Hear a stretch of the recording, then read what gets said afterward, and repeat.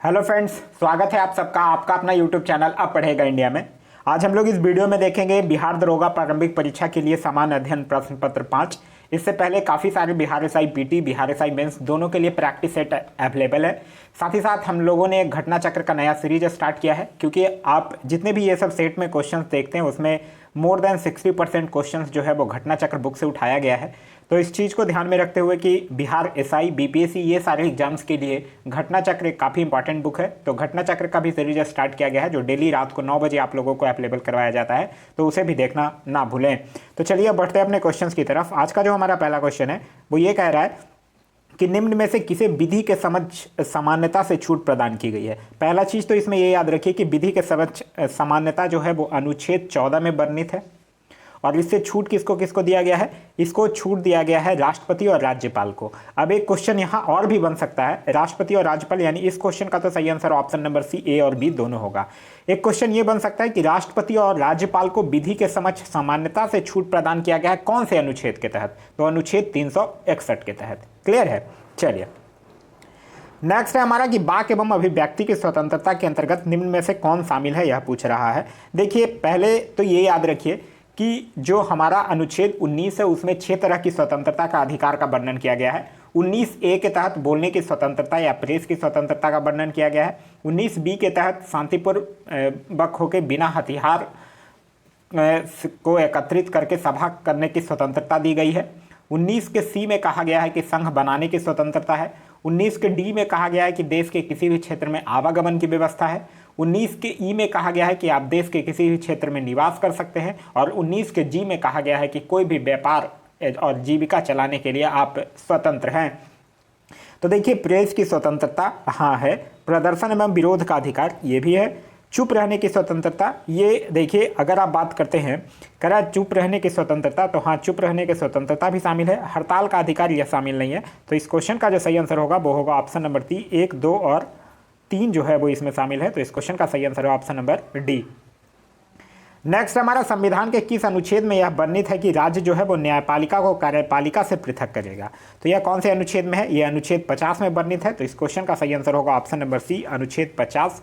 वहीं अगर अनुच्छेद 42 की बात करते हैं तो अनुच्छेद 42 में है कि काम की न्याय संगत और मनोवांछित दशाओं का तथा प्रस्तुति सहायता का उपबंध।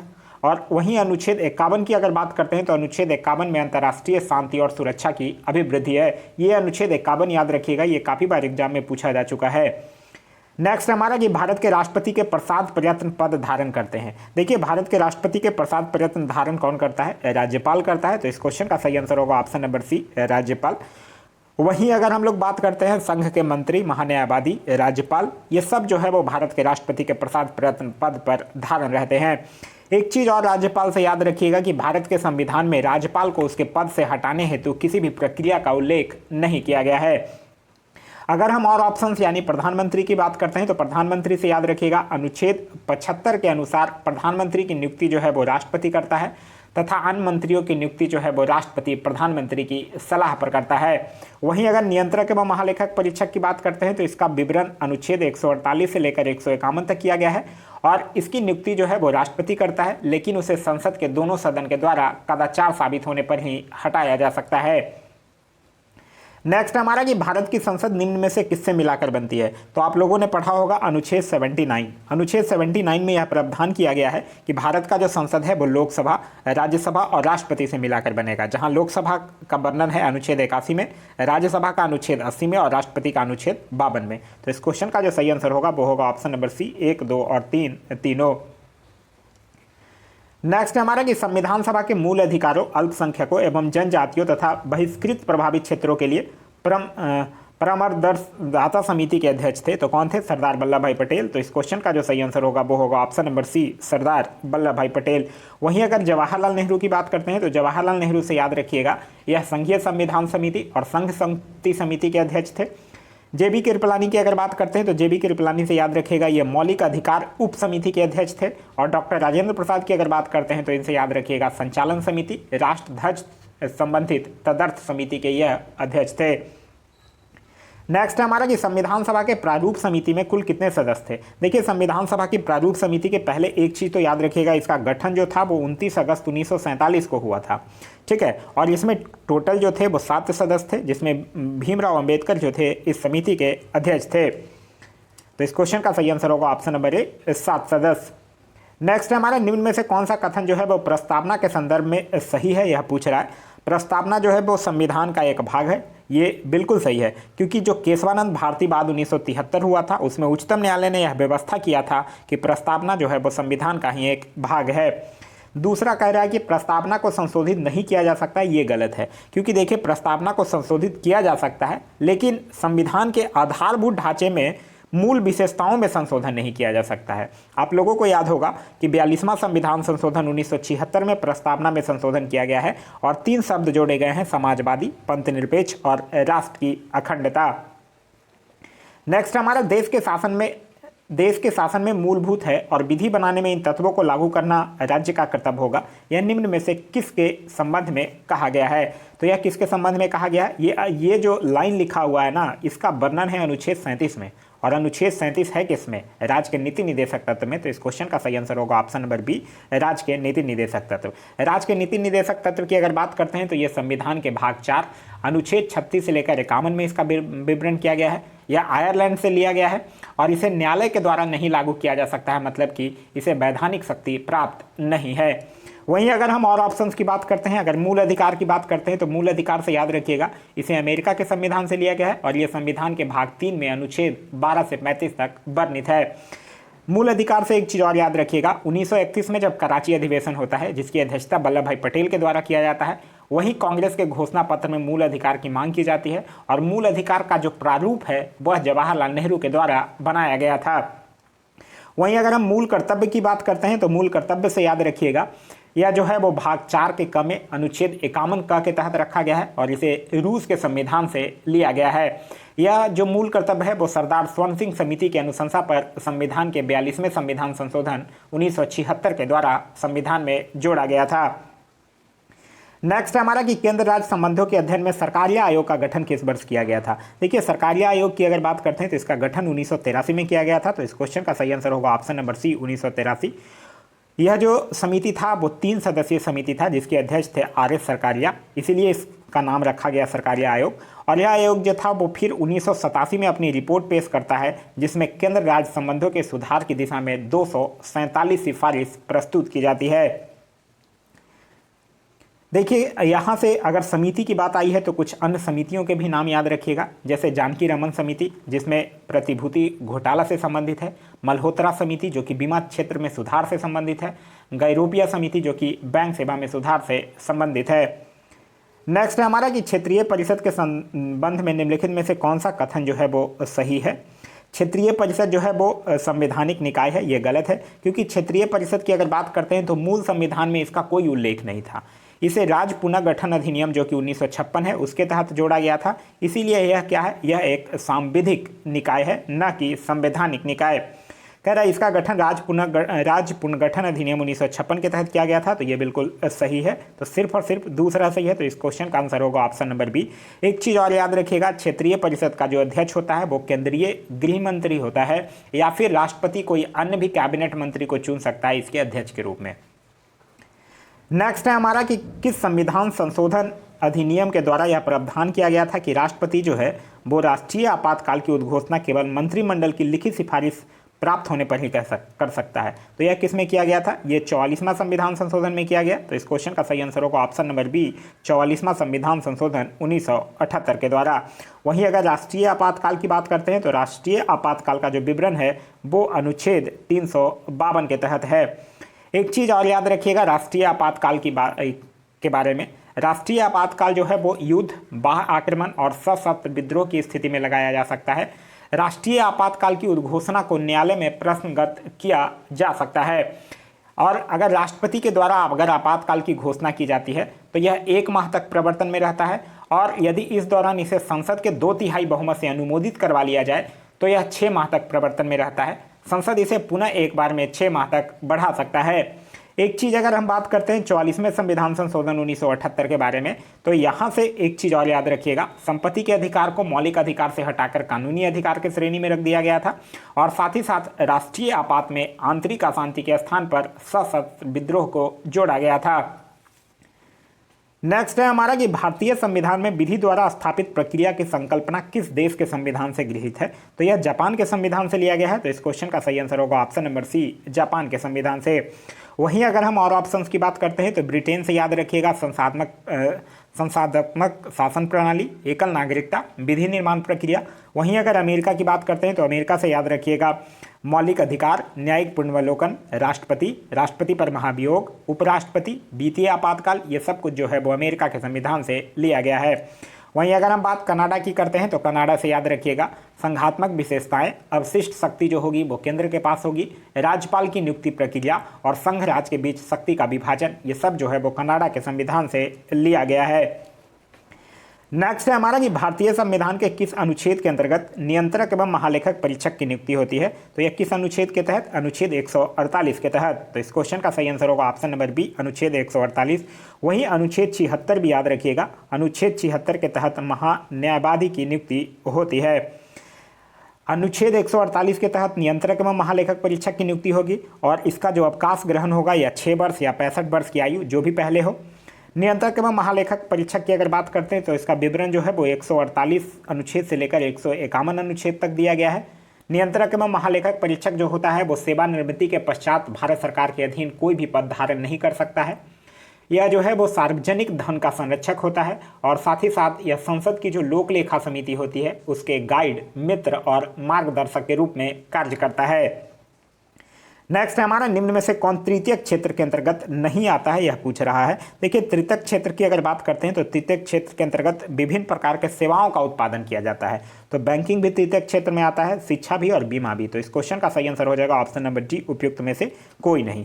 देखिए तृतीयक क्षेत्र की अगर बात करते हैं तो तृतीयक क्षेत्र को सेवा क्षेत्र के नाम से भी जाना जाता है और तृतीयक क्षेत्र ही है जो भारतीय अर्थव्यवस्था के सकल राष्ट्रीय उत्पाद में सबसे अधिक योगदान करता है।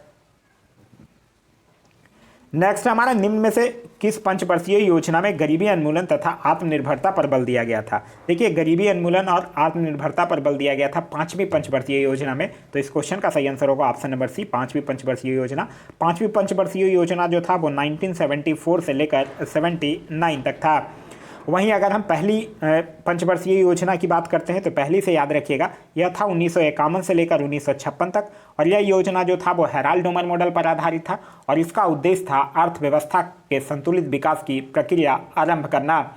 वहीं इस योजना में कृषि को उच्च प्राथमिकता दी गई थी।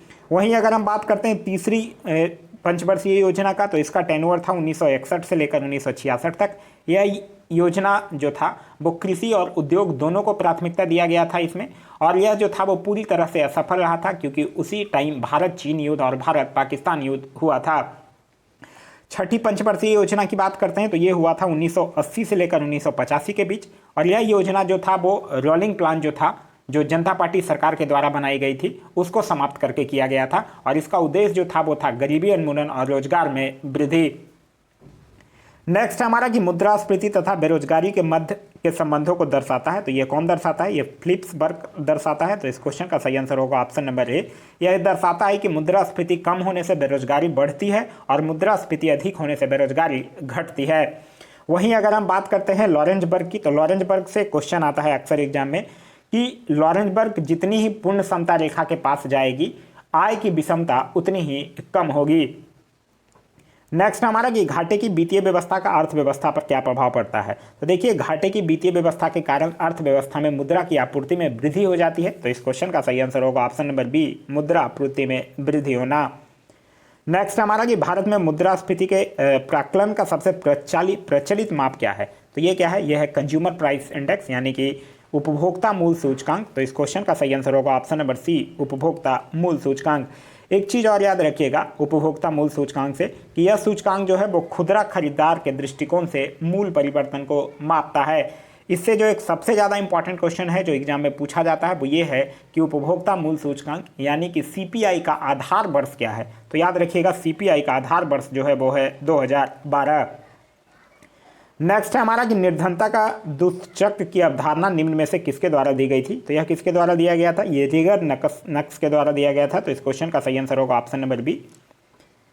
नेक्स्ट हमारा कि प्रथम पंचवर्षीय योजना किस मॉडल पर आधारित थी।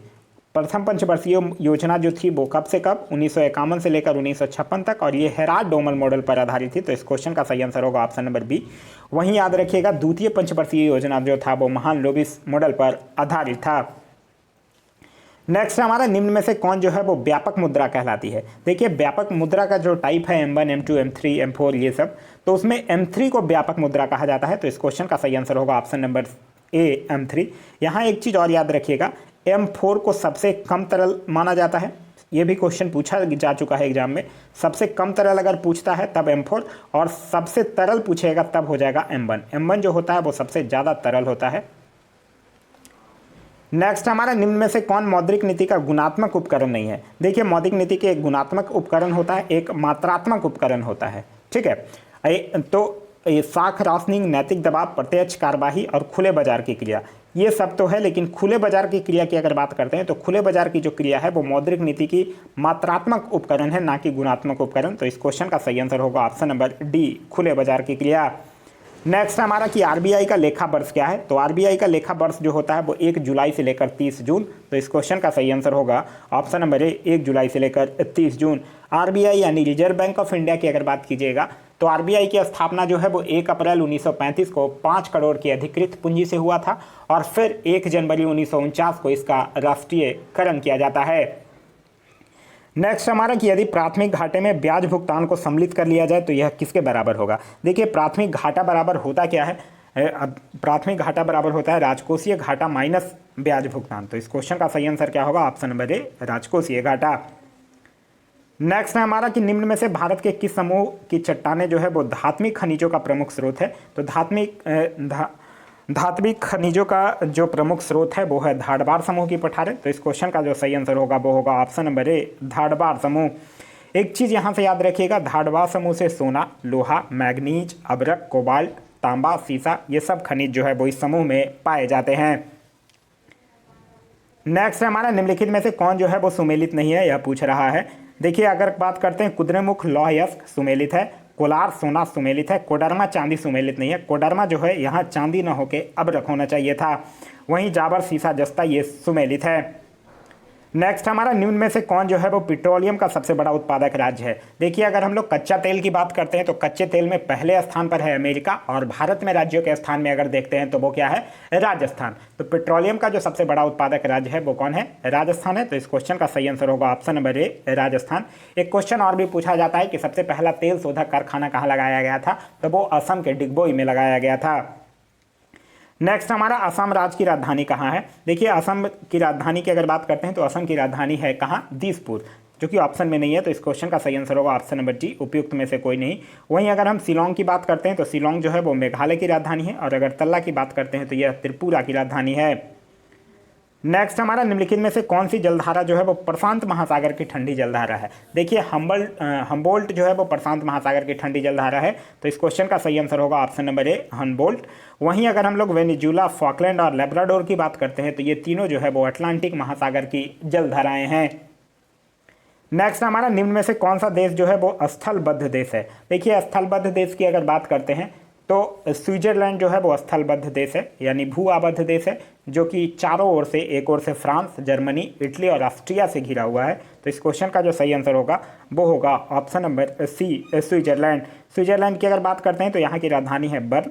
जर्मनी की अगर बात कीजिएगा तो यहाँ की राजधानी है बर्लिन। फ्रांस की अगर बात करते हैं तो फ्रांस की राजधानी है पेरिस, और अगर इटली की बात करते हैं तो इटली की राजधानी है रोम। नेक्स्ट हमारा निम्न में से कौन सी नदी जो है वो हिमालय की पूर्ववर्ती नदी नहीं है। देखिए पूर्ववर्ती नदी किसको कहा जाता है ये पहले समझ लीजिए। वैसी नदियाँ जो हिमालय के निर्माण से पहले ही अस्तित्व में आ गई थी उसको पूर्ववर्ती नदी कहा जाता है। जैसे कि सिंधु, सतलज, ब्रह्मपुत्र, ये सब क्या है, ये सब पूर्ववर्ती नदी है। तो ये तीनों का तीनों क्या है, पूर्ववर्ती नदी के उदाहरण है। तो इस क्वेश्चन का जो सही आंसर होगा वो होगा ऑप्शन नंबर सी, 1, 2 और 3 तीनों। नेक्स्ट हमारा अंतर्राष्ट्रीय तिथि रेखा किस महासागर से होकर गुजरती है। अंतर्राष्ट्रीय तिथि रेखा आप लोगों को पता होगा, ये 180 डिग्री देशांतर को अंतर्राष्ट्रीय तिथि रेखा कहा जाता है, जो कि प्रशांत महासागर से होकर गुजरती है। तो इस क्वेश्चन का सही आंसर होगा ऑप्शन नंबर सी, प्रशांत महासागर। साथ ही साथ याद रखिएगा जो 180 डिग्री देशांतर है, मतलब कि अंतर्राष्ट्रीय तिथि रेखा, यह प्रशांत महासागर के साथ साथ आर्कटिक सागर, चुकी सागर और बेरिंग स्ट्रेट से भी होकर गुजरती है। नेक्स्ट हमारा कर्क रेखा निम्न में से किस देश से होकर नहीं गुजरती है, यह पूछ रहा है। तो कर्क रेखा जो है वो ब्राजील से होकर नहीं गुजरती है, तो इस क्वेश्चन का सही आंसर होगा ऑप्शन नंबर सी, ब्राजील। देखिए कर्क रेखा की अगर आप बात करते हैं तो कर्क रेखा जो है वो विश्व में 18 देशों से होकर गुजरती है और भारत में 8 राज्यों से होकर गुजरती है। एक चीज़ कर्क रेखा की अगर हम लोग बात करते हैं तो उत्तरी गोलार्ध में जो भूमध्य रेखा के समांतर 23.5 डिग्री पर स्थित है वो कर्क रेखा है और यह पश्चिम से पूर्व की ओर खींची गई एक काल्पनिक रेखा है। नेक्स्ट हमारा निम्न में से कौन सी नदी जो है वो अरब सागर में नहीं गिरती है, यह पूछ रहा है। तो अरब सागर में नहीं गिरती है कौन सी नदी, गोदावरी नदी। तो इस क्वेश्चन का जो सही आंसर होगा वो होगा ऑप्शन नंबर डी, गोदावरी। बाद बाकी गंगा बैली, पेरियार, साबरमती ये सब जो है वो अरब सागर में गिरती है, लेकिन गोदावरी जो है वो बंगाल की खाड़ी में गिरती है। साथ ही साथ याद रखिएगा गोदावरी जो है वो दक्षिण भारत की सबसे लंबी नदी है।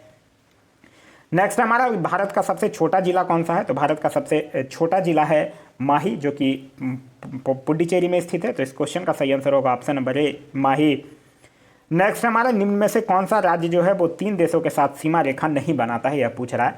अरुणाचल प्रदेश की अगर बात करते हैं तो ये किसके किसके साथ, यह भूटान के साथ, चीन के साथ और म्यांमार के साथ। तो ये 3 के साथ तो हो गया। वहीं अगर हम लोग सिक्किम की बात करते हैं तो ये चीन के साथ, नेपाल के साथ और भूटान के साथ। पश्चिम बंगाल की अगर बात करते हैं तो ये नेपाल के साथ, भूटान के साथ और बांग्लादेश के साथ। लेकिन अगर हम मिजोरम की बात करते हैं तो मिजोरम जो है वो सिर्फ और सिर्फ बांग्लादेश और म्यांमार के साथ सीमा बनाता है।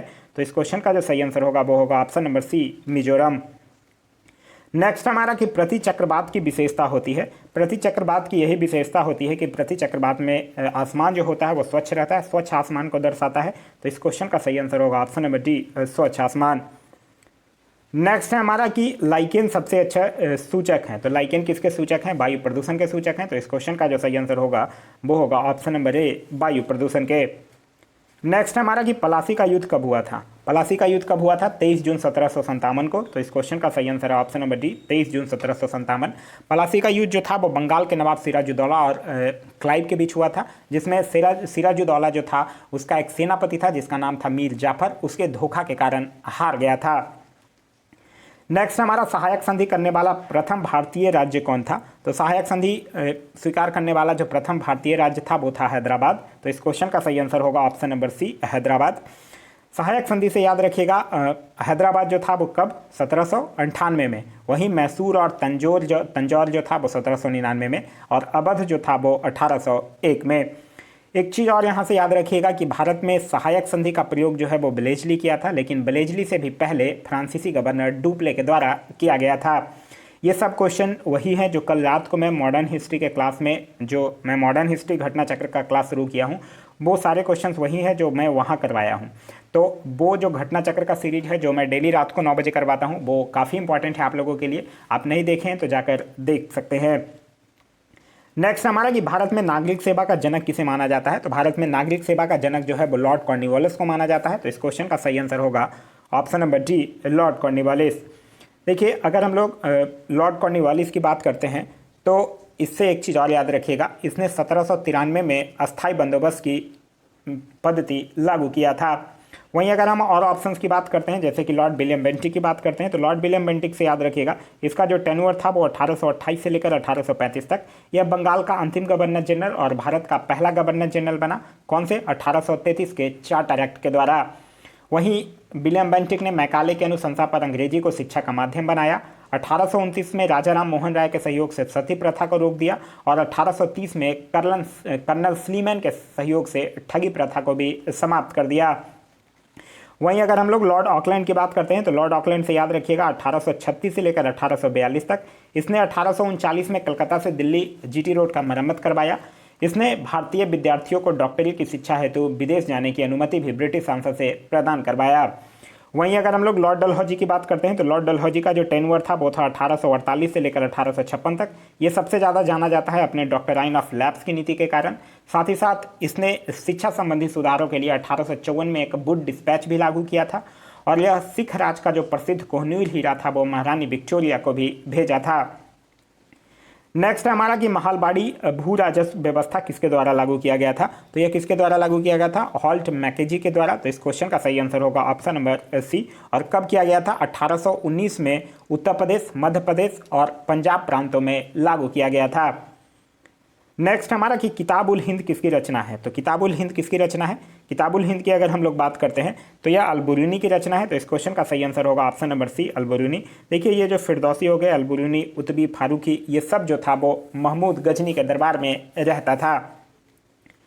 नेक्स्ट है हमारा कि निम्नलिखित में से कौन सिकंदर का समकालीन था। सिकंदर के समकालीन की अगर बात करते हैं तो धनानंद जो था वो सिकंदर का समकालीन था। धनानंद जो था वो नंद वंश का अंतिम शासक था और धनानंद को फिर चंद्रगुप्त मौर्य हराता है और फिर मौर्य वंश की स्थापना कर देता है। नेक्स्ट हमारा अष्टदिग्गज किसके दरबार में रहते थे। तो ये बात कर रहा है विजयनगर साम्राज्य की। अष्टदिग्गज जो था वो विजयनगर साम्राज्य के राजा कृष्णदेव राय के दरबार में रहते थे। तो इस क्वेश्चन का सही आंसर होगा ऑप्शन नंबर बी, कृष्णदेव राय के दरबार में। एक था अष्टप्रधान, वो थे शिवाजी के दरबार में, और एक था नवरत्न जो कि अकबर के दरबार में। नेक्स्ट हमारा कि पहली बार किसी के सती होने का प्रमाण कहाँ से प्राप्त होता है। तो यह कहाँ से प्राप्त होता है, ये भानुगुप्त के आर्यन अभिलेख से। तो इस क्वेश्चन का सही आंसर होगा ऑप्शन नंबर बी, भानुगुप्त के आर्यन अभिलेख से। नेक्स्ट हमारा कि किस युद्ध के पश्चात बाबर जो था वो गाजी की उपाधि धारण करता है। तो बाबर गाजी की उपाधि खानवा का युद्ध जो 1527 में होता है उसी के बात करता है। तो इस क्वेश्चन का सही आंसर होगा ऑप्शन नंबर बी, खानवा का युद्ध। बाबर से एक चीज़ और याद रखिएगा, बाबर को बादशाह एवं कलंदर भी कहा जाता था। यह जो खानवा का युद्ध था यह बाबर और राणा संगा के बीच हुआ था जिसमें कि बाबर जीता था। वहीं अगर हम लोग पानीपत की प्रथम युद्ध की बात करते हैं तो ये 21 अप्रैल 1526 को, इसमें इब्राहिम लोधी हारा था। चंदेरी की युद्ध की अगर बात करते हैं तो ये 29 जनवरी 1528 को, इसमें मेदिनी राय हारा था। घाघरा की युद्ध की अगर बात करते हैं तो 6 मई 1529 को, इसमें अफगान की हार हुई थी।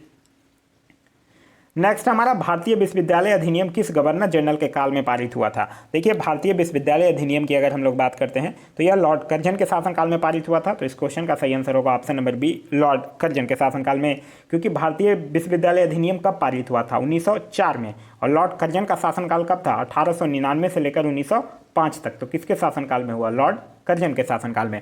लॉर्ड कर्जन से एक चीज़ और याद रखिएगा, लॉर्ड कर्जन जो था वो भारतीय पुरातत्व विभाग की भी स्थापना करता है। नेक्स्ट हमारा कि किस बौद्ध संगति के दौरान अभिधम पिटक की रचना की गई थी। अभिधम पिटक जो था वो बौद्ध दर्शन का उल्लेख इसमें किया गया है और इसकी रचना जो है वो तृतीय बौद्ध संगति के दौरान किया गया था। तो इस क्वेश्चन का सही आंसर होगा ऑप्शन नंबर सी, तृतीय बौद्ध संगति। तृतीय बौद्ध संगति की अगर बात करते हैं तो ये अशोक के काल में पाटलिपुत्र में हुआ था जिसकी अध्यक्षता जो है वो मोगलीपुत्तिस्त के द्वारा की गई थी। एक क्वेश्चन और पूछा जाता है कि किस बौद्ध संगति के दौरान बौद्ध धर्म जो था वो हीनयान और महायान के बाद बट गया था। तो ये चतुर्थ बौद्ध संगति के। नेक्स्ट हमारा निम्नलिखित घटनाओं का सही कालक्रम क्या है। तो अगस्त प्रस्ताव की अगर बात करते हैं तो ये कब था, क्रिप्स मिशन है। तो क्रिप्स मिशन की अगर बात करते हैं तो ये कब था, ये था मार्च 1942 में। अगस्त प्रस्ताव की अगर बात करते हैं तो ये कब था, ये था अगस्त 1940 में। वहीं भारत छोड़ो आंदोलन की अगर बात करते हैं तो ये अगस्त 1942 में। और व्यक्तिगत सत्याग्रह की अगर बात करते हैं तो ये अक्टूबर 1940 में। अब इसको आप बड़े आराम से अरेंज कर सकते हैं।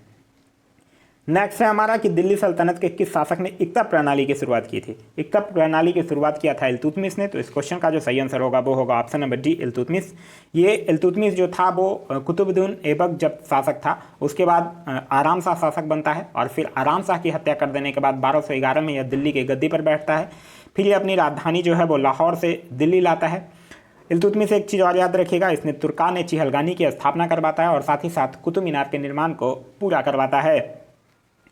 नेक्स्ट हमारा निम्नलिखित में से कौन चतुराईपूर्ण निष्क्रियता की नीति के साथ जुड़ा हुआ है। तो ये कौन जुड़ा हुआ है, ये जॉन लॉरेंस। तो इस क्वेश्चन का सही आंसर होगा option number D, John Lawrence. John Lawrence की अगर बात करते हैं तो लॉरेंस का जो कार्यकाल था वो 1864 से लेकर 1869 तक था और इसने 1865 में भारत एवं यूरोप के बीच प्रथम समुद्री टेलीग्राम सेवा भी शुरू किया था। नेक्स्ट हमारा निम्नलिखित में से किस सिख गुरु ने अकाल तख्त की स्थापना किया था। तो किस गुरु ने अकाल तख्त की स्थापना किया था, ये किए थे गुरु हरगोबिंद ने। तो इस क्वेश्चन का जो सही आंसर होगा वो होगा ऑप्शन नंबर डी, गुरु हरगोबिंद ने।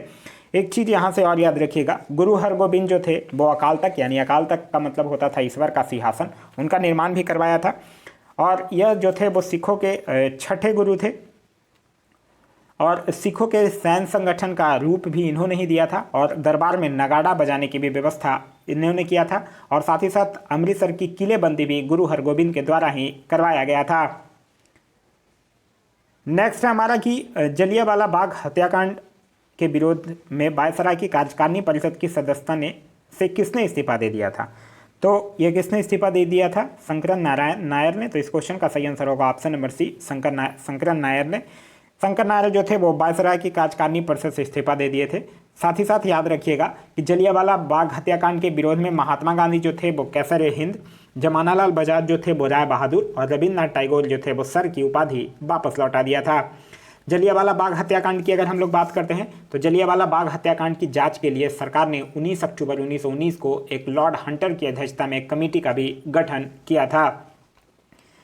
नेक्स्ट हमारा कि प्रथम दिल्ली दरबार का आयोजन किस गवर्नर जनरल के काल में हुआ था? तो प्रथम दिल्ली दरबार का जो आयोजन है वो लॉर्ड लिटन के शासनकाल में हुआ था। और कब हुआ था? 1877 में हुआ था, जिसमें महारानी विक्टोरिया को केसरे हिंद की उपाधि दिया गया था।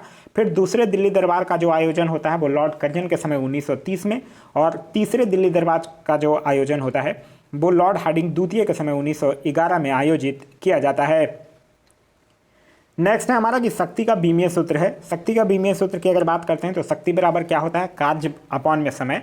कार्य को हम क्या लिख सकते हैं? बल गुने में विस्थापन, और उसके अपॉन में क्या लिख सकते हैं? समय। तो इस क्वेश्चन का जो सही आंसर होगा वो होगा ऑप्शन नंबर सी। नेक्स्ट हमारा निम्नलिखित में से किस रंग के प्रकाश के पौधे द्वारा तीव्र अवशोषण होता है? देखिए पौधे की अगर हम लोग बात करते हैं तो इसके पत्तियों में एक क्लोरोफिल नामक वर्णक पाया जाता है।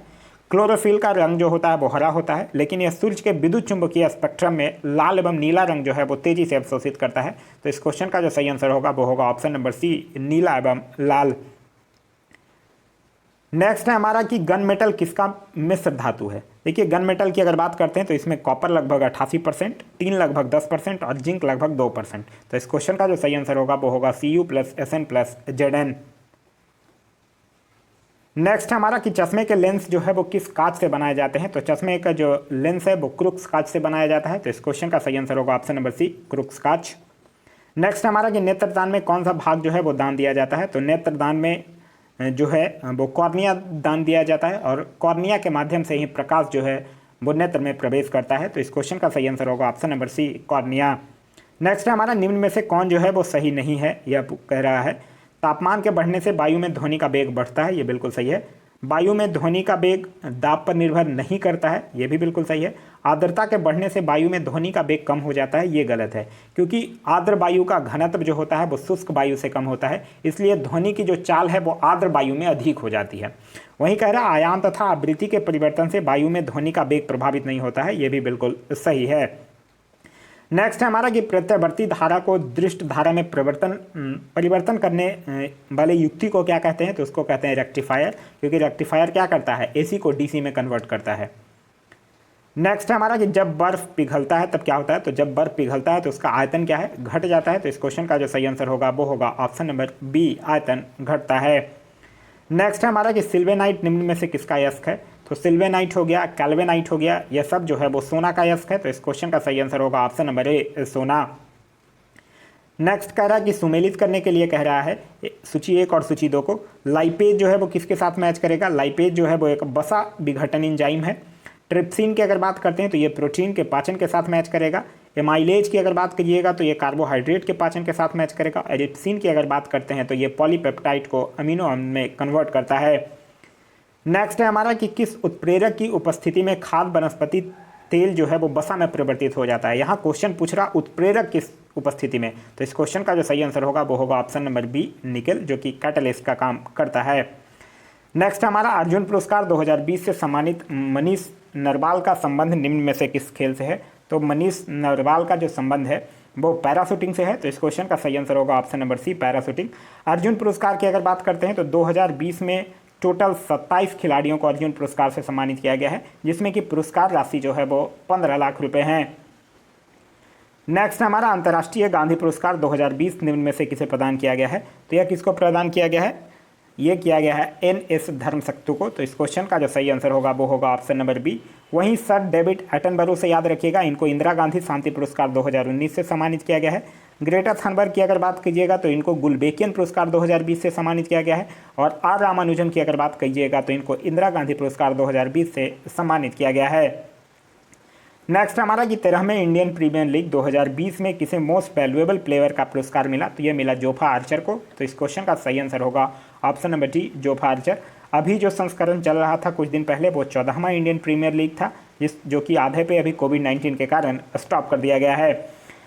वहीं अगर हम लोग किरण पोलार्ड की बात करते हैं तो किरण पोलार्ड को super striker of the season का अवार्ड मिला था। के राहुल की अगर बात करते हैं तो ऑरेंज कप इनको मिला था और game changer of the season के अवार्ड भी इनको मिला था। देवदत्त पाटिकल की अगर बात करते हैं तो इनको emerging player of the tournament से सम्मानित किया गया था। वहीं अगर 13वें IPL की अगर बात करते हैं तो इसका विजेता जो था वो था मुंबई इंडियंस, जो कि दिल्ली कैपिटल्स को हराकर यह खिताब अपने नाम किया था। नेक्स्ट हमारा कि 14वां विश्व कप क्रिकेट किस देश में आयोजित किया जाएगा, तो 14वां विश्व कप क्रिकेट जो है वो कब खेला जाएगा, 2027 में खेला जाएगा। और कहाँ खेला जाएगा, दक्षिण अफ्रीका में खेला जाएगा। लेकिन अगर आपसे पूछ दे कि 13वां कहाँ खेला जाएगा, तो 13वां 2023 में खेला जाएगा और भारत में खेला जाएगा। नेक्स्ट हमारा स्पिरिट ऑफ क्रिकेट के लेखक कौन है, तो स्पिरिट ऑफ क्रिकेट के एक ऑस्ट्रेलियन क्रिकेटर हैं जिनका नाम है स्टीव बॉ, वही इस पुस्तक के लेखक हैं। तो इस क्वेश्चन का सही आंसर होगा ऑप्शन नंबर बी, स्टीव बॉ। नेक्स्ट हमारा नवंबर 2020 में संघाई सहयोग संगठन का 20वां शिखर सम्मेलन किस देश की अध्यक्षता में आयोजित किया गया, तो 20वां शिखर सम्मेलन जो है वो रूस की अध्यक्षता में। तो इस क्वेश्चन का जो सही आंसर होगा वो होगा ऑप्शन नंबर बी, रूस। एक चीज़ याद रखिएगा, संघाई सहयोग संगठन से यानी SCO से इसका हेडक्वार्टर जो है वो बीजिंग चाइना में है और इसकी स्थापना जो है वो 2001 में हुआ था। नेक्स्ट हमारा कि 21 वर्ष तक भारत से पूर्ण रूप से मलेरिया उन्मूलन का लक्ष्य रखा गया है। तो देखिए मलेरिया उन्मूलन की अगर हम लोग बात करते हैं तो भारत से 2030 तक रखा गया है। तो इस क्वेश्चन का सही आंसर होगा ऑप्शन नंबर डी, 2030 तक। मलेरिया जो है वो प्रोटोजोआ के द्वारा होने वाला एक रोग है। वहीं अगर हम लोग बात करते हैं टीबी उन्मूलन का लक्ष्य रखा गया है 2025 तक। $5 ट्रिलियन की अर्थव्यवस्था बनाने का भी लक्ष्य रखा गया है 2025 तक। और विश्व की तीसरी सबसे बड़ी अर्थव्यवस्था बनाने का भी लक्ष्य रखा गया है 2025 तक। अक्टूबर 2020 में निम्न में से कौन युद्ध सेवा मेडल पाने वाले भारत की पहली महिला बन गई हैं, तो युद्ध सेवा मेडल पाने वाली भारत की पहली महिला बनी है मिंटी अग्रवाल। तो इस क्वेश्चन का सही आंसर होगा option number B, Minti Agarwal. Next हमारा फ्रेंच ओपन 2020 के महिला एकल खिताब की उप विजेता कौन है, यह पूछ रहा है। देखिए फ्रेंच ओपन 2020 था, उसकी विजेता जो थी वो ईगा स्वेतक थी, जो कि सोफिया केनिन को हराकर यह खिताब अपने नाम की थी। तो उप विजेता हो गई सोफिया केनिन। वहीं अगर पुरुष एकल की बात करते हैं तो पुरुष एकल के विजेता थे राफेल नडाल, जो कि नोवाक जोकोविक को हराकर यह खिताब अपने नाम किया था। नेक्स्ट हमारा एशिया पावर इंडेक्स 2020 में किस देश को पहला स्थान प्राप्त हुआ है, तो एशिया पावर इंडेक्स में 2020 में पहला स्थान प्राप्त हुआ है अमेरिका को, और जो भारत है उसको चौथा स्थान दिया गया है। नेक्स्ट हमारा जो बाइडेन अमेरिका के राष्ट्रपति बने हैं, तो जो बाइडेन अमेरिका के डेमोक्रेटिक पार्टी से बिलोंग करते हैं, जो कि 46वें राष्ट्रपति निर्वाचित हुए हैं। तो इस क्वेश्चन का सही आंसर होगा ऑप्शन नंबर सी, 46 में। नेक्स्ट है हमारा 38वां आसियान शिखर सम्मेलन किस देश में प्रस्तावित है, तो 38वां शिखर सम्मेलन और 39वां ये दोनों का जो आयोजन है वो 2021 में ब्रुनोई में प्रस्तावित है। तो इस क्वेश्चन का सही आंसर होगा option number B, Brunei. ASEAN की अगर बात करते हैं तो ये दक्षिण पूर्वी एशियाई देशों का एक संघ है, जिसकी स्थापना जो है वो 1967 में किया गया था और इसका हेडक्वार्टर जो है वो जाकर्ता इंडोनेशिया में स्थित है। नेक्स्ट हमारा निम्नलिखित में से कौन सा कथन जो है वो अर्थशास्त्र के नोबेल पुरस्कार के संदर्भ में सत्य नहीं है, यह कह रहा है। पहला कह रहा है अर्थशास्त्र का नोबेल पुरस्कार पहली बार वर्ष 1969 में प्रदान किया गया था, ये बिल्कुल सही है। इलनोर ऑस्ट्रोम अर्थशास्त्र के नोबेल पुरस्कार 2009 में पाने वाली पहली महिला हैं, तो ये भी बिल्कुल सही है। नेक्स्ट कह रहा है कि अर्थशास्त्र का नोबेल पुरस्कार 2020 में संयुक्त रूप से 2 ब्रिटिश अर्थशास्त्रियों को, जिनका नाम था पॉल आर मिलग्रोम और रॉबर्ट वे विल्सन को प्रदान किया गया। ये गलत है क्योंकि ये ब्रिटिश अर्थशास्त्री नहीं थे बल्कि अमेरिकी अर्थशास्त्री थे, तो ये गलत है। बाद बाकी पहला और दूसरा सही है, तीसरा कथन जो है वो गलत है। नेक्स्ट हमारा कि किस मंत्रालय के द्वारा असीम पोर्टल की शुरुआत की गई है। पहले तो असीम का फुल फॉर्म जान लीजिए। असीम का फुल फॉर्म क्या है, असीम का फुल फॉर्म है आत्मनिर्भर स्किल्ड एम्प्लॉय एम्प्लॉयर मैपिंग। अब इससे समझ में आ गया होगा कि कौशल विकास और उद्यमिता मंत्रालय जो है जो इस पोर्टल की शुरुआत किया है। तो इस क्वेश्चन का सही आंसर होगा ऑप्शन नंबर डी, कौशल विकास एवं उद्यमिता मंत्रालय।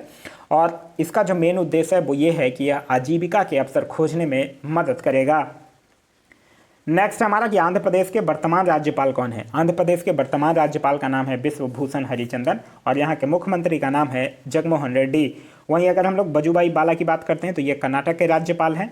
आरिफ मोहम्मद खान की बात करते हैं तो ये केरल के राज्यपाल हैं। और डॉक्टर तमिलिसाई सुंदरराजन की अगर बात करते हैं तो ये तेलंगाना के राज्यपाल हैं। नेक्स्ट हमारा कि भारत सरकार के वर्तमान मुख्य वैज्ञानिक सलाहकार कौन है। तो वर्तमान में भारत सरकार के मुख्य वैज्ञानिक सलाहकार का नाम है के विजय राघवन। तो इस क्वेश्चन का सही आंसर होगा ऑप्शन नंबर सी। वहीं अजीत डोभाल की अगर बात करते हैं तो ये राष्ट्रीय सुरक्षा सलाहकार हैं। और कृष्णमूर्ति सुब्रमण्यम की अगर बात करते हैं तो यह केंद्र सरकार के मुख्य आर्थिक सलाहकार हैं कृष्णमूर्ति सुब्रमण्यम। और के सिवन की अगर बात करते हैं तो ये इसरो के प्रमुख हैं। नेक्स्ट हमारा दक्षिण एशियाई क्षेत्रीय सहयोग संगठन के महासचिव कौन है, यानी सार्क की बात कर रहा है, मतलब south Asian association for regional corporation. इसके अध्यक्ष हैं इसाला रूबन बिराकून। तो इस क्वेश्चन का जो सही आंसर होगा वो होगा ऑप्शन नंबर बी। वहीं अगर हम लोग इल्हाम अलीयेव की अगर बात करते हैं तो ये गुटनिरपेक्ष आंदोलन के अध्यक्ष हैं। वहीं अगर हम लोग किंग डोंग्यू की अगर बात करते हैं तो ये खाद्य एवं कृषि संगठन के महानिदेशक हैं। दक्षिण एशियाई क्षेत्रीय सहयोग संगठन यानी south Asian association for regional corporation की अगर बात करते हैं तो इसका हेडक्वार्टर जो है वो काठमांडू नेपाल में स्थित है। इसकी स्थापना जो हुई थी वो 1985 में और इसके मेंबर कंट्री टोटल 8 हैं। नेक्स्ट हमारा नवंबर 2020 में भारत ने खगोल विज्ञान में वैज्ञानिक और तकनीकी सहयोग विकसित करने के लिए किस देश के साथ समझौता ज्ञापन पर हस्ताक्षर किया है। तो यह किया है स्पेन के साथ। तो इस क्वेश्चन का सही आंसर होगा option number A Spain. Spain एक यूरोपीय देश है जिसकी राजधानी है मैड्रिड। नेक्स्ट हमारा दिसंबर 2020 में बुरेवी चक्रवात से कौन सा राज्य जो था वो प्रभावित हुआ था। तो ये तमिलनाडु प्रभावित हुआ है। तो इस क्वेश्चन का सही आंसर होगा option number D Tamil Nadu. Tamil Nadu के मुख्यमंत्री का नाम है के पलानीस्वामी और यहाँ के गवर्नर का नाम है बनवारीलाल पुरोहित। नेक्स्ट हमारा दिसंबर 2020 में आदि महोत्सव का आयोजन कहाँ किया गया। तो आदि महोत्सव का जो आयोजन है वो मध्य प्रदेश में। तो इस क्वेश्चन का सही आंसर होगा ऑप्शन नंबर सी मध्य प्रदेश। मध्य प्रदेश से एक और महोत्सव भी याद रखिएगा, नमस्ते ओरछा महोत्सव। नेक्स्ट हमारा कि वैश्विक लोकतंत्र सूचकांक 2020 में भारत का स्थान है। तो इसमें भारत का स्थान जो है वो 53। तो इस क्वेश्चन का सही आंसर है ऑप्शन नंबर बी। पहला स्थान जो है वो नॉर्वे का है और इसको जारी करता है इकोनॉमिस्ट इंटेलिजेंस के द्वारा। नेक्स्ट है हमारा कि कपिला अभियान का संबंध निम्न में से किस मंत्रालय से है। देखिए कपिला जो है इसका पूरा नाम है कपिला कलाम कार्यक्रम। ये जो कपिला प्रोग्राम है इसका फुल फॉर्म है Kalam program for intellectual property literacy and awareness. यह जो है वो APJ अब्दुल कलाम की 89वीं जो जयंती थी उस पर शुरू किया गया था और इसके तहत भारत सरकार जो है वो आविष्कारों के महत्व के बारे में छात्रों को जागरूक करेगी। तो इसका संबंध जो है वो शिक्षा मंत्रालय से हुआ। तो इस क्वेश्चन का सही आंसर होगा ऑप्शन नंबर बी शिक्षा मंत्रालय। सॉरी। नेक्स्ट हमारा कि हाल ही में किस राज्य के सूर सरोवर झील को रामसार स्थल का दर्जा दिया गया है। तो रामसार स्थल का जो दर्जा दिया गया है वो उत्तर प्रदेश का है सूर सरोवर झील। तो इस क्वेश्चन का सही आंसर होगा ऑप्शन नंबर सी उत्तर प्रदेश। नेक्स्ट क्वेश्चन हमारा क्वेश्चन नंबर 91। क्वेश्चन नंबर 91 कह रहा है कि सहयोग काजिन सैन्य अभ्यास का आयोजन भारत और किस देश के मध्य किया गया है। तो यह आयोजन जो है वो भारत और जापान के बीच। तो इस क्वेश्चन का सही आंसर होगा option number C Japan. Bharat और जापान के बीच जिमेक्स 2020, धर्म गार्जियन, सैन्यू मैत्री ये सब भी सैन्य अभ्यास भारत और जापान के बीच किया जाता है। नेक्स्ट हमारा कि किस राज्य की प्रसिद्ध मिर्च डले खुरसानी को भौगोलिक संकेतक का दर्जा प्राप्त हुआ है। तो यह किसका है, यह है सिक्किम का। तो इस क्वेश्चन का सही आंसर होगा ऑप्शन नंबर बी सिक्किम का। वहीं अगर हम गोवा की बात करते हैं तो गोवा से याद रखिएगा हरमल मिर्च और खोला मिर्च।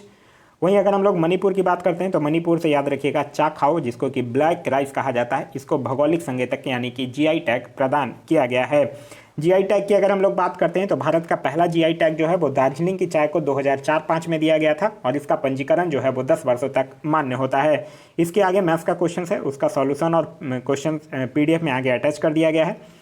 तो ये था हमारा आज का वीडियो। आज का वीडियो आप लोगों को कैसा लगा कमेंट करके ज़रूर बताइएगा। साथ ही साथ ये वीडियो अगर आप लोगों को अच्छा लगा तो अपने दोस्तों के साथ शेयर करना ना भूलें। वीडियो से कुछ सीखने के लिए मिला तो एक लाइक ज़रूर कर दें। आप हमारे चैनल पर नए हैं, अभी तक चैनल को सब्सक्राइब नहीं किए हैं तो चैनल को सब्सक्राइब कर दीजिए और साथ ही साथ बेल आइकन दबा लीजिए ताकि हमारे सारे वीडियो के नोटिफिकेशन आपको मिलते रहें। Thanks for watching.